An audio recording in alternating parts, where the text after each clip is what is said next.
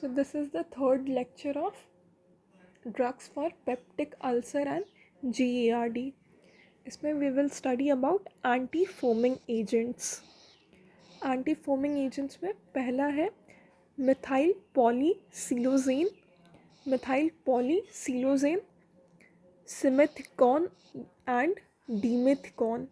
ठीक है, यह एंटी फोमिंग एजेंट्स हैं जो कि यूजुअली किसी भी एंटी एसिड प्रिपरेशन के साथ प्रेजेंट होते हैं और ये फोमिंग को डिक्रीज़ करते हैं और फ्लैटुलेंस रिलीव करवाते हैं. फ्लैटुलेंस मतलब गैस का एक्यूमुलेशन, तो ये उससे रिलीव करवाते हैं. एंटी फोमिंग एजेंट्स जैसे कि methyl polysiloxane, simethicone and dimethicone. ठीक है, ये फ्लैटुलेंस को रिलीव करवाते हैं and they decrease foaming. Then we have oxethazaine. Oxethazaine एक एनेस्थेटिक एजेंट है. It is a topical anaesthetic.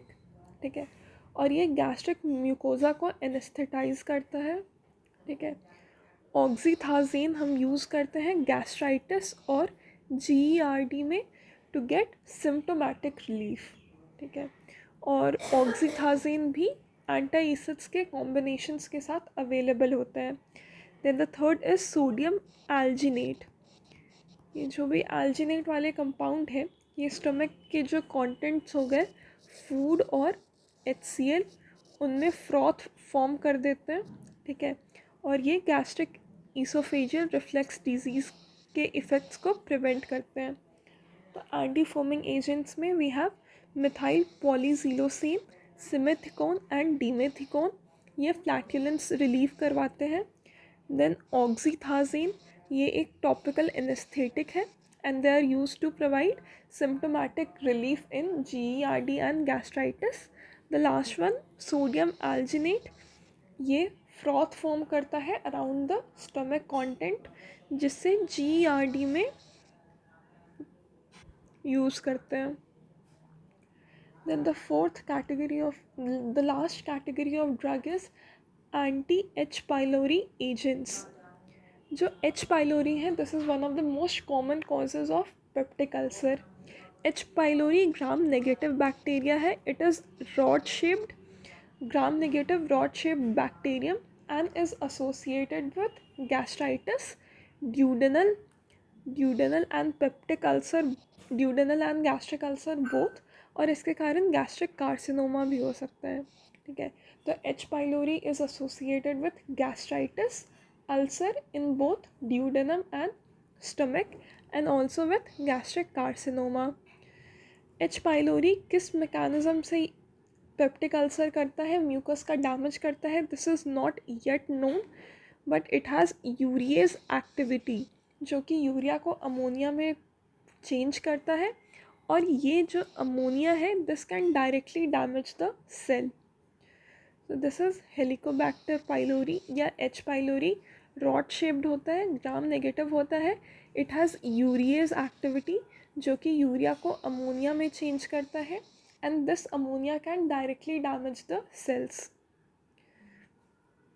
H. pylori infection के लिए, H. pylori के इरेडिकेशन के लिए काफ़ी सारे रेजिमेंट्स अवेलेबल है. ठीक है, इसके लिए हम कॉम्बिनेशन थेरेपी यूज़ करते हैं. ट्रिपल या quadruple combination therapy is always recommended. इसका ऑब्जेक्टिव क्या है?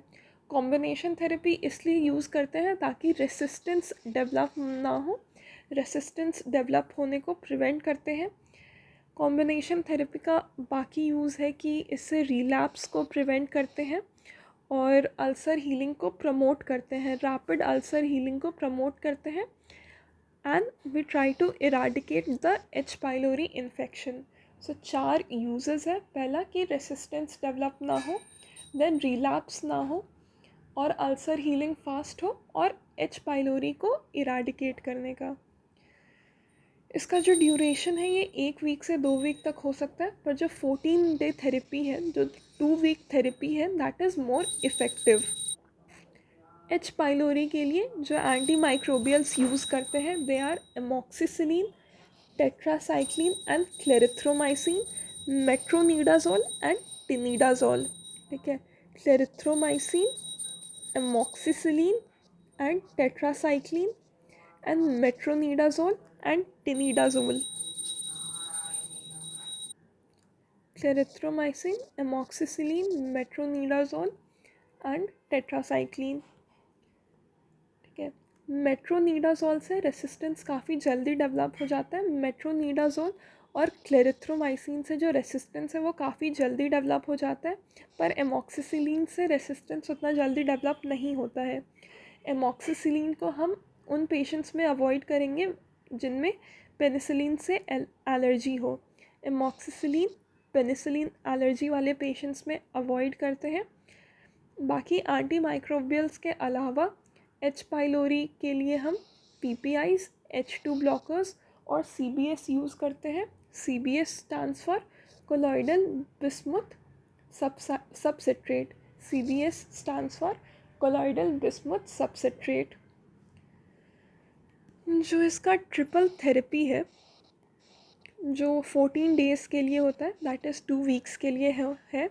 उसमें we have lansoprazole which is a PPI. Then we have clarithromycin and amoxicillin. So triple therapy में we have a PPI that is lansoprazole, clarithromycin and amoxicillin.